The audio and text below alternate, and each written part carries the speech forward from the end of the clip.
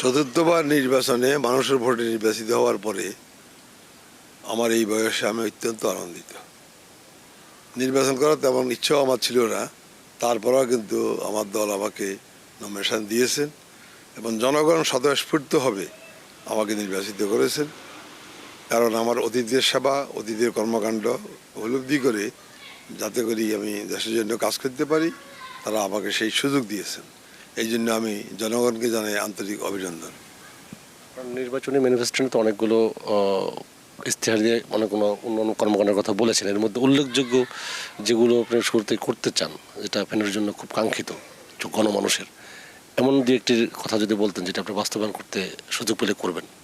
জি, সুযোগ পেলে আমি সর্বপ্রথমে পার্লামেন্টে দাঁড়িয়ে আমার সর্বপ্রথম কাজ হচ্ছে মানুষের স্বাধীনতা, শান্তি, আইনের শাসন, গণতন্ত্র, ন্যায় বিচার, এমনকি দরিদ্র মানুষের কর্মসংস্থানের জন্য ব্যবস্থা করা।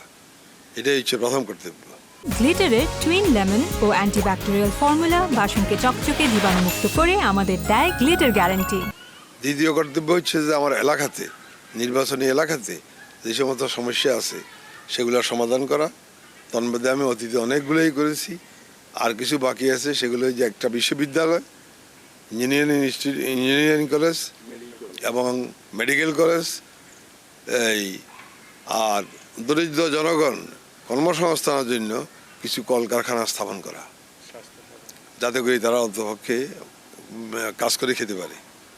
আমরা আমাদের জীবনে শিক্ষা গ্রহণ করেছি, আদর্শকে আমরা সবসময় ধরে রাখি। খালেদা জিয়া জীবিত অবস্থায় যে আদর্শ আমাদের জন্য রেখে গেছেন, সেগুলোকে আমরা স্মরণ করে তার অবদান আমরা ইনশাল্লাহ মানুষের মধ্যে ছড়িয়ে দেব, যাতে করে সারা দেশের মানুষ ওনার জন্য দোয়া করেন। আসলে খালেদা জিয়া যে জেলা হিসেবে মানুষ পরিচিত এবং তার একটা আলাদা পরিচিতি ছিল, যার একটা রয়্যালিটি ছিল এই জেলার।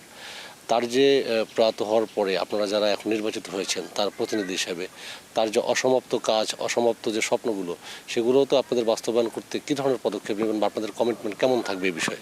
পরিষ্কার কথাবার্তা হচ্ছে, বেগম খালেদা জিয়া একজন আদর্শবান নেত্রী ছিলেন, আর বিশেষ করে ফেনীর নেত্রী হিসেবে ফেনীর প্রতি ওনার একটা আলাদা স্নেহ ছিল, ভালোবাসা ছিল। যা উনি করতে চেয়েছিলেন সেগুলো আমাদের জানা আছে। সেগুলো আমরা তালিকাভুক্ত করে ইনশাল্লাহ আমরা আপ্রাণ চেষ্টা করব তার দিয়া সহ এই পার্লামেন্টকে দিয়া যেন সেগুলাকে সমাপ্ত করা যায়, যাতে ফেনীর মানুষ অন্ততপক্ষে চিরদিন ওনাকে স্মরণ করে।